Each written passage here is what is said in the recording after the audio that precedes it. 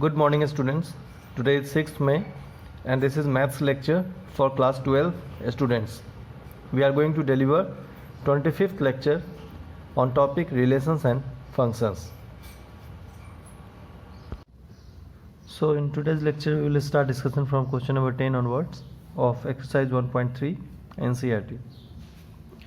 See in this question, let f x to y be an invertible function then show that f has unique inverse.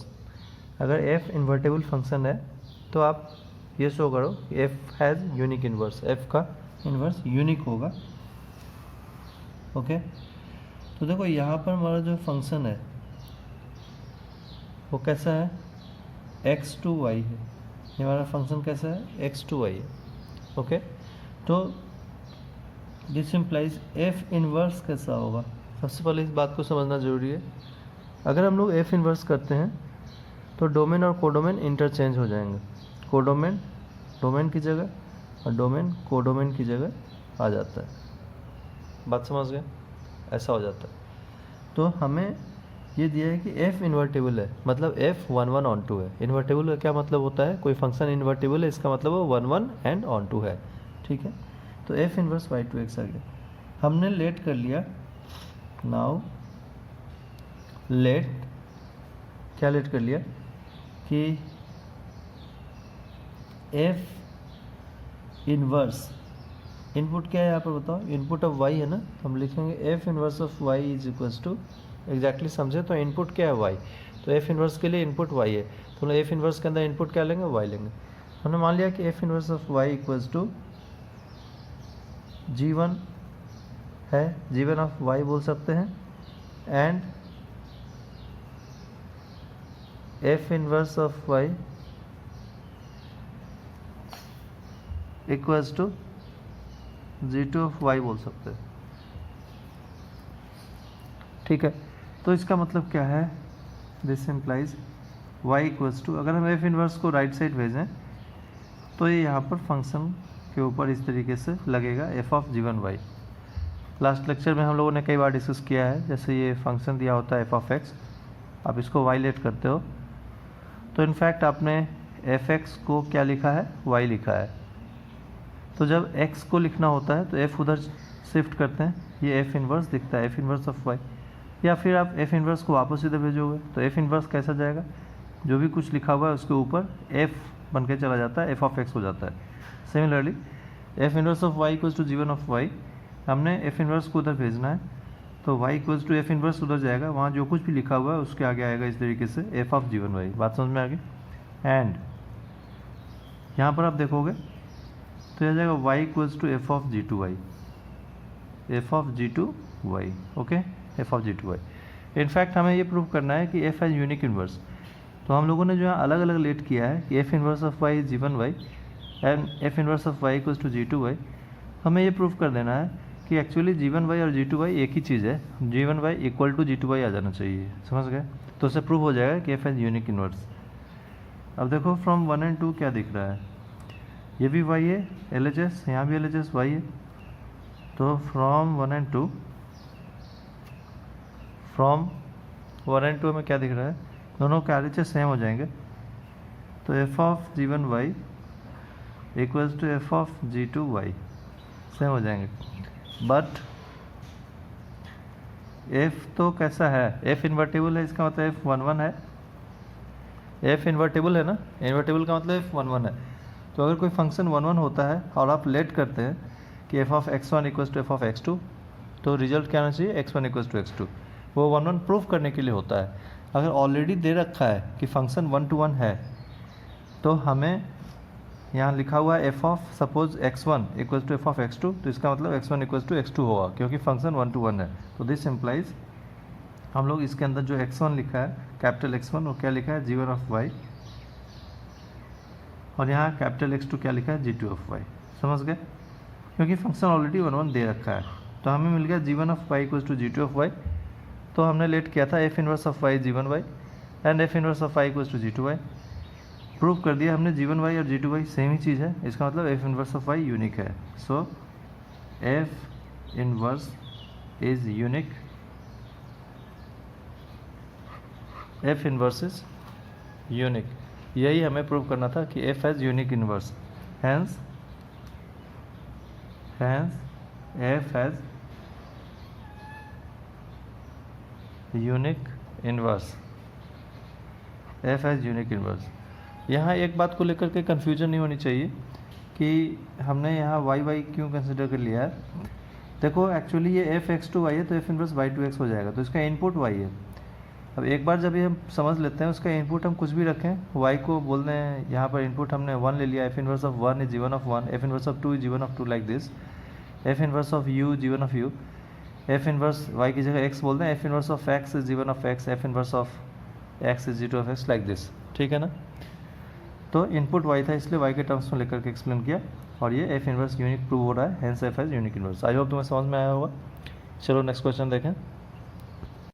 देखो ये question number 11, इसमें क्या करना है, function दिया हुआ है 1 2 3 to ABC given by f(1) is a, f(2) is b, f(3) is c, then we need to find f inverse and we have to show that f inverse of inverse equals to f। तो हमने function f का domain यहाँ पर ऐसे 1 2 3 और ये जो codomain है उसको ABC ऐसे दिखा लिया है। अब f(1) इक्वल्स टू a है, f(2) is equals to b है, और 3 रखने पर कितना आता है आउटपुट c आता है, ये f आ गया, ठीक है। तो अब अगर हम यहाँ से एफ इनवर्स बनाएं,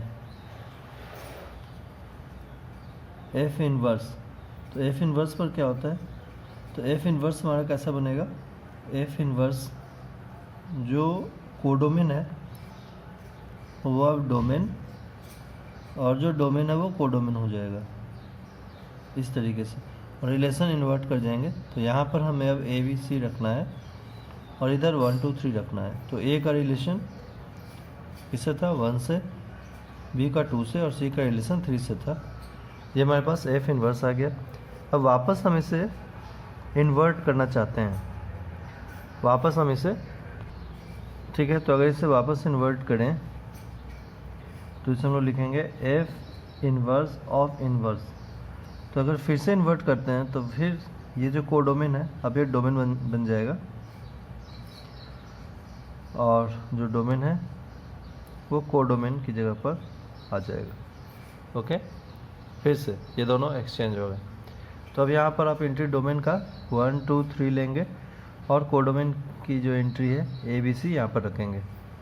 अब रिलेशन कैसा है, 1 का ए के साथ प्रीवियस था, तो अब रिलेशन इस तरीके से 1 का ए के साथ, 2 का बी से, और 3 का रिलेशन सी से दिखाएंगे। जब हमने ऐसा रिलेशन दिखाया then what we can see कि जो फंक्शन है एग्जैक्टली एफ, उसमें यही रिलेशन है, 1 to a 2 to b 3 to c। So from this, इसको आप फर्स्ट समझो, इसको सेकंड समझो, और इसको थर्ड समझो। तो आप लिखेंगे from first and third, from first and third same arrow diagram,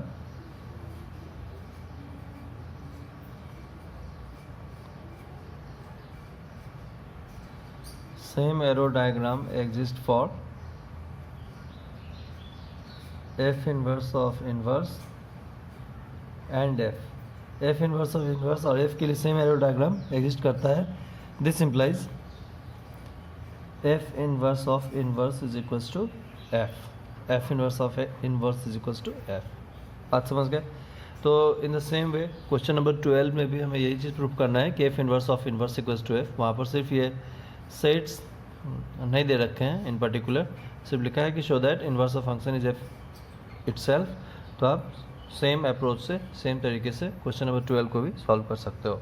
okay, ठीक है। तो अब हम लोग देखेंगे क्वेश्चन नंबर 13। देखो इस क्वेश्चन में क्या लिखा है, एफ आर टू आर है, given by F of x is 3 minus X cube power 1/3, then F of F X हमसे पूछा गया है, एफ ऑफ एफ एक्स क्या होगा। तो देखो ये एफ ऑफ एफ एक्स को हम लोग ऐसे लिखेंगे एफ ऑफ एफ एक्स, ठीक है ना। ये भी लिखने का एक पैटर्न है, एफ ऑफ एफ एक्स लिखा हुआ है, बाहर में ब्रैकेट में लिखा हुआ है एफ ऑफ एफ एक्स हो गया।